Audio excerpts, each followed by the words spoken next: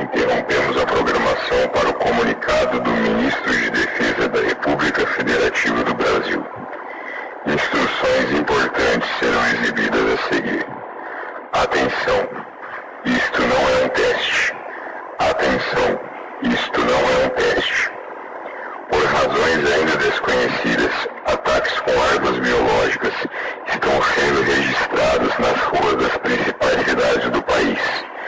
Recomenda-se que os cidadãos fiquem em suas casas, tranquem portas e janelas, tapem qualquer meio de circulação de ar e aguardem ordens militares.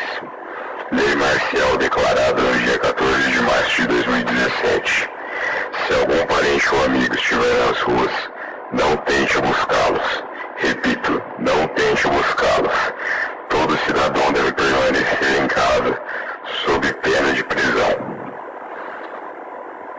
Repetindo, por razões ainda desconhecidas, ataques com armas biológicas estão sendo registrados nas ruas das principais cidades do país.